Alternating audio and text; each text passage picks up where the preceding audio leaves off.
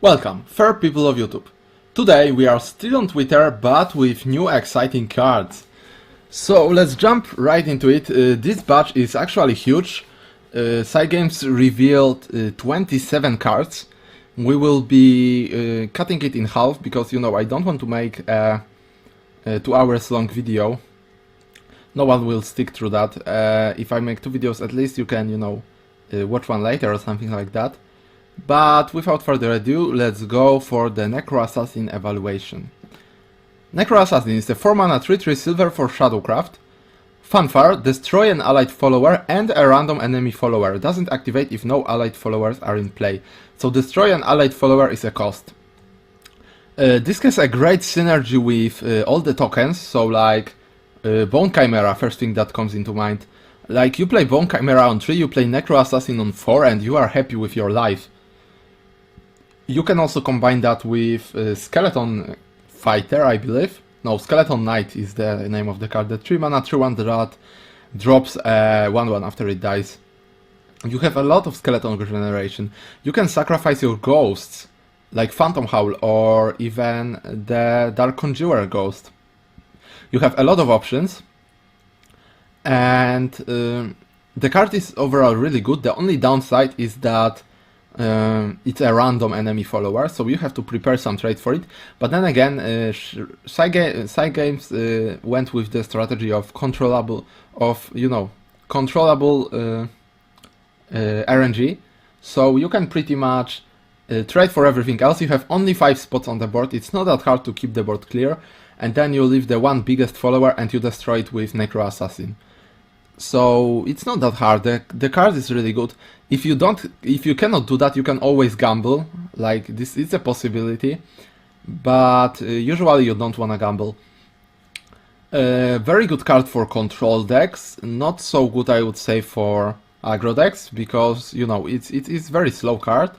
It is 4-mana 3/3 and it also kills your follower. So, but then again, combo decks like Tyrant with Atomy will definitely love this card as it is a strong removal and they play a lot of tokens to generate Shadow and, you know, make it easier for you to summon Atomy for 0. Overall, let's say this card is a 7 out of 10 for me.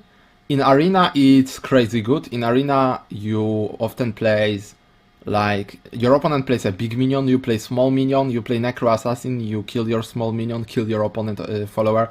And what's great about this card also is that it activates your last words. So maybe even the new archetype with Nephthys, with a lot of last words, will actually play this. We'll see, that's heavily depending on if Nephthys is played more like a control deck or more like a combo deck. Next up we have Pegasus Elf, which is... Oh, I clicked something incorrectly. Alright, 5-mana 3/3 silver for Forestcraft. Fanfare, change enemy follower's defense to 0. So the Woodkin Curse. And then evolve, deal 1 damage to an enemy follower. So the evolve is also cutting +1/+1 from this card. I don't agree with this decision, but okay. I mean, Cygames probably knows better. And so it's 5 mana, evolve, kill a enemy unit, literally. But what you can do is just play it to reduce the health and then drop MA on it or trade the fairy in.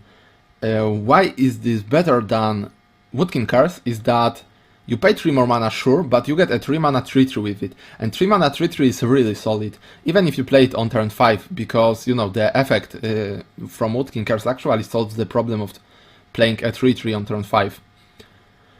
Overall, I think the card is really good, but I don't think it's good enough for Tempo Forest or for PTP Forest. It's great for Control Forest that may come in future patches. And it's literally better version of Noble Fairy, so another power creep over this poor card. I think we will definitely see it being played in every single slower forest deck, so like a combo deck with Wolf and Silverbolt. The Pegasus Elf definitely can find spot here. 8 out of 10 I would say. In Arena it's even more crazy, like in Arena it's literally incredible. You have 5 mana, 5/5 with evolution point that kills an enemy unit. That's literally, you literally pay evolution point to get a 5/5 on the board compared to like execution. Alright, and now we have Ogler, which is 5 mana 3/4 Runecraft, subtract 0 from the cost of this card, spell boost, subtract 1 more. Another card for our mid-range Runecraft that I was talking about in previous videos. You have all these cards, all these minions that are good on curve, and they spell boost your minions in hand. Well, you can spell boost now Witchet, you can spell boost Ogler. We will have basically a minion-centric Runecraft that spell boosts other minions. And in this video, or the next one, because we are cutting the cards in half, we'll see another crazy card for this kind of deck. And I am really excited. That is probably one of the first decks I will build. I don't really think I will go for like a lot of spells. You will probably play the good spells like the Kaleidoscopic Glow, maybe the Magic Missile, probably one Merlin with 3 of the Fate's Hand, and maybe some other good removal spells like... what is a good removal spell? Probably something like Witch Bolt. Also, what can find spot in this deck is Levy, that also gives you a spell. Conjure Golem is a 2-drop that is also a spell. So you can definitely build a lot of spell boost in minion-centric deck. Right, overall, there is not really much to talk about in this card. If you get one spell boost on it, it's already 4 mana 3/4, so it's standard. If you get 2 spell boosts on it, it's 3 mana 3/4, which is already really good. If you can get like turn 1 Insight into turn 2 Conjure Golem into turn 3 Ogler, you are looking really good. Like, your opponent cannot evolve on it yet. It is literally uncontestable, unless your opponent has like Undying Resentment. Next up we have Frog Cleric, 2 mana 2/2 for Heavencraft, and chance for restore 3 defense to an ally, not deal, restore 3 defense to an ally. It can target face, so semi-synergy with the freaking Elena, but I don't think it's that good, because 4 mana 2/2 is not really good, although it is on curve after Elena, but you would need to heal 3 defense to your face to make it work, and why not play Priest of the Cudgel on 4? I guess if you are going first, you prefer this over Priest of the Cudgel, of course assuming you dropped Elena on 3. So I'm not really, I'm not really convinced about this card. In Arena though, it's a 2 mana 2/2 that is always good, and you can cast it for enchants if you have spare mana, and then you heal 3 defense to probably a minion. Minion health is more important than your health in Arena. Overall, a pretty solid card, but nothing crazy, and in Constructed you usually play only those crazy cards. Next up we have Legendary for Bloodcraft, finally. I was really disappointed in this card, but let's see what it does. It's a Legendary for Bloodcraft, for 7 mana you get 4/5, with Fanfare deal 2 damage to all enemy followers, so double barrage. Whenever an enemy follower is destroyed, deal 1 damage to an enemy leader. So if you drop this on full board of like Snowman, you clear Snowman and deal 5 damage to face for 7 mana, and you get a 4/5. You can also evolve over something, but you probably clear the board. Let's say you aim to clear the board completely with this, so it's 7 mana 4/5, clear your opponent's board and deal 5 damage to the face. That's the dream scenario, right? But is it that good? Well, it's not really that good. Like, dealing face damage, like direct face damage, is only relevant in aggro decks, and you don't play 7 mana 4/5 in aggro decks, because this card also insists on you trading. Like, you want to clear your opponent's board after you play it, so you trade your minions away, and you are losing face damage this way, so you play it in control as a 7 mana deal 2 damage to all enemy followers. That is very decent. You can also evolve, like, if we see more of a control meta, and aggro decks slow down to more of a 2 health minions or 3 health minions, this card is definitely better, but I'm not sure.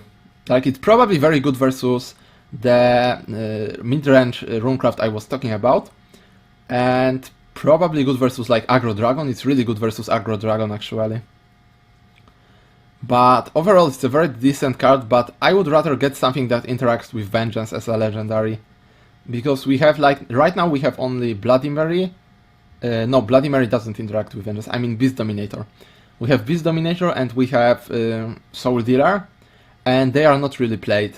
And I really like the Vengeance ability, and I hope we see, you know, we see more synergy with it in the future. Evolution Point doesn't bring anything crazy, just +2/+2.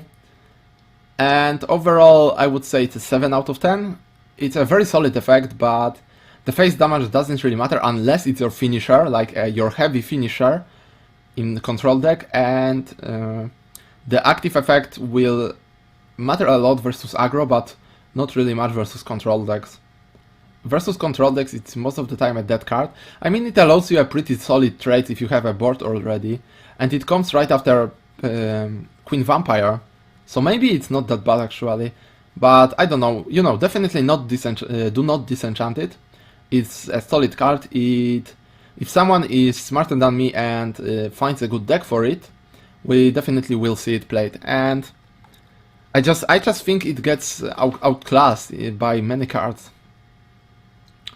Like, not Furia, but like Azazel probably outclasses it in my opinion.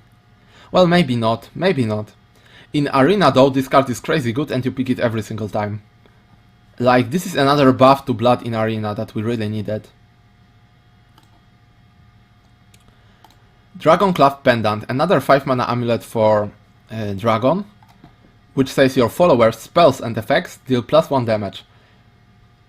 This effect is really interesting, like, but when do you use it correctly?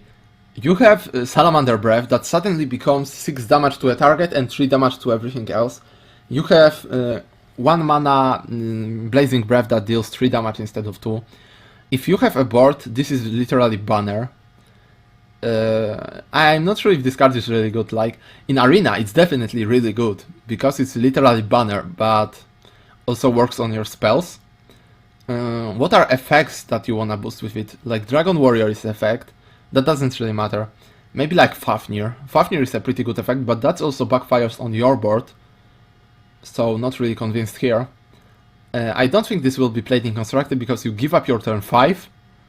It's better than Phoenix Roost in most cases, but I'm not sure, guys. I am really not sure. This card is really hard to judge. It may be crazy good if you get a good follow-up on it, but most of the times it will not do a lot. Yeah, I would say 5 out of 10, because I have hope for this card, but I have no idea which deck it would fit. Then we have Amelia, Silver Paladin. 4 mana, 3/4, very solid stats. It's for Swordcraft, of course. Fanfare, put a Geld Vice Captain in your hand, then change its cost to 0 if at least 3 enemy followers are in play. This is also a commander. I would much rather prefer it to be an officer, but the effect kind of says it's a commander. And we can see Geld here in the background. Now what Geld does is it's a 2 mana 2/2 that gains ward and +1 attack if your opponent has, if you have commander in play. So this suddenly makes Geld pretty good, because you get, if your opponent has 3 minions, you get Amelia, so a 3/4 commander, and you get a free 3/2 taunt. Now this is something. This is definitely something. I mean, it's a very solid card because you basically play this, play Geld, evolve one of them, kill one of the enemy unit, let's assume they had exactly 3 cards, and you are left in a 2v2 situation.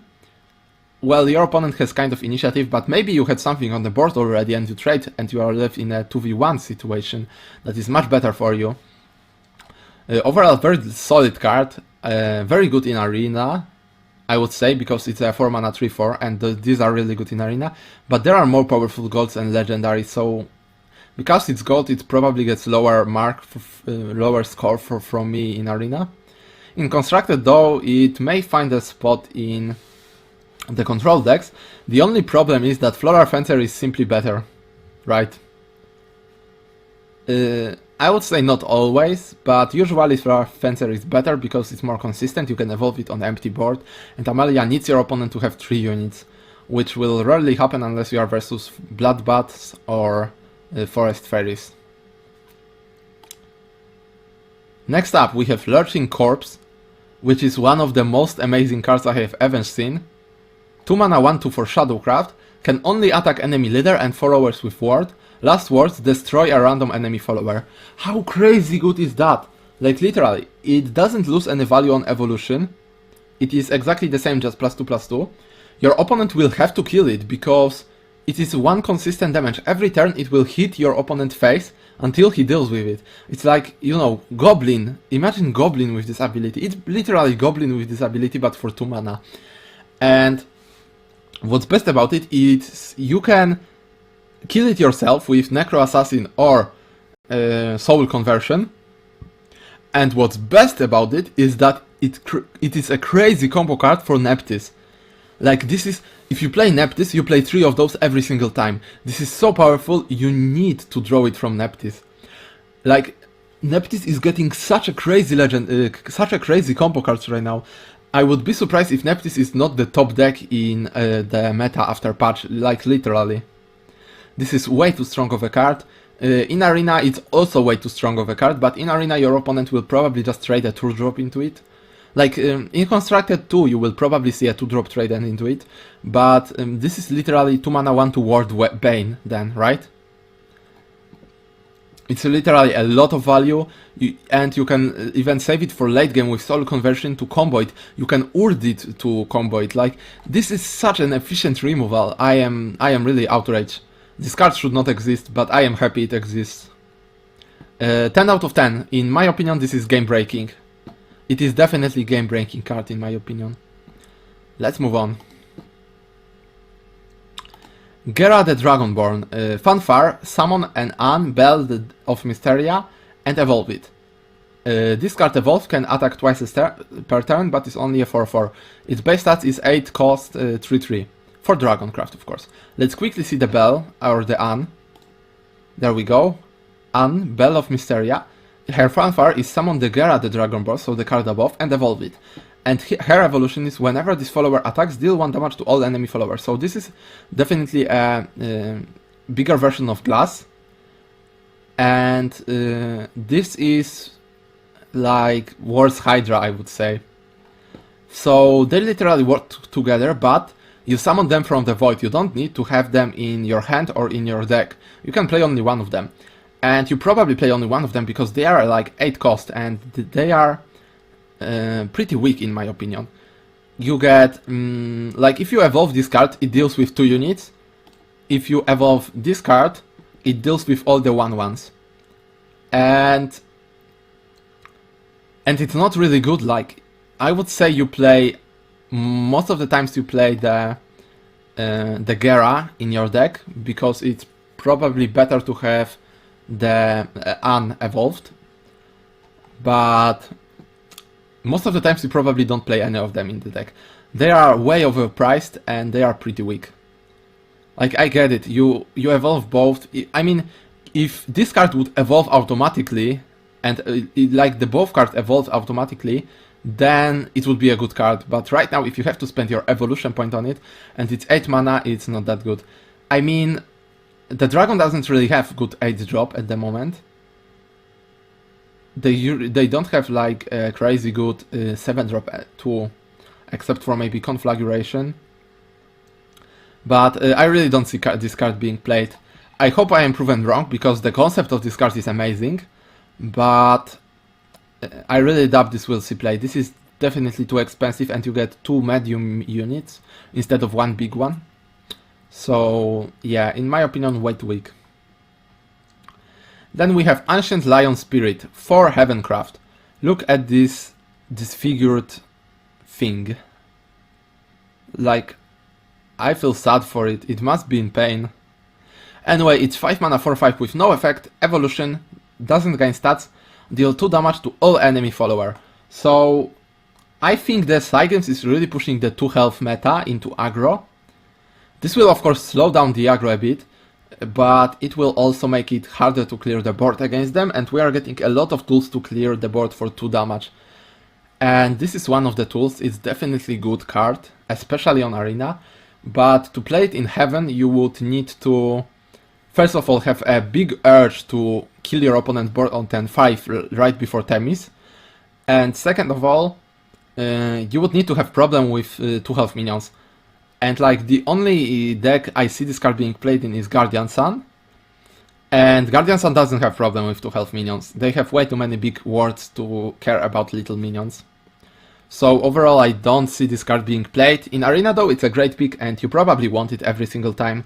Even though it doesn't gain stats from evolutions, it actually deals 2 damage from evolution, so you can still kill a 6 health unit with it. Next up we have Underworld Watchman Kavi.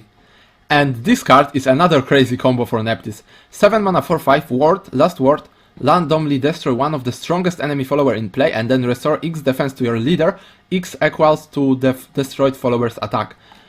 This card is crazy good. This card gets +2/+2 by evolution and no additional effects. But this card is literally crazy good. It's really good on its own. It's guaranteed 1/1 and unless it's banished. It cannot be just ignored because it has ward. And you also gain HP. Like, it is such a crazy tool for control. The only problem is that it contests with a lot of the flies for 7 drop. But if you play it in Nephthys deck, you definitely play this over lots of the flies. Because Nephthys will literally waste time if it summons the lot of the flies. I'm talking about Nephthys a lot. If you have not seen my previous videos, Nephthys is an 8 mana 5/5 legendary for Shadowcraft that on Fanfare puts random units from your deck, that every of these units needs to have a different mana cost, and it puts the units on your board until the board is full, and then it kills these units. So you know, it's an activator for like the last words. For example, if Nephthys summons Mordecai, it will kill Mordecai and Mordecai will remain on the board.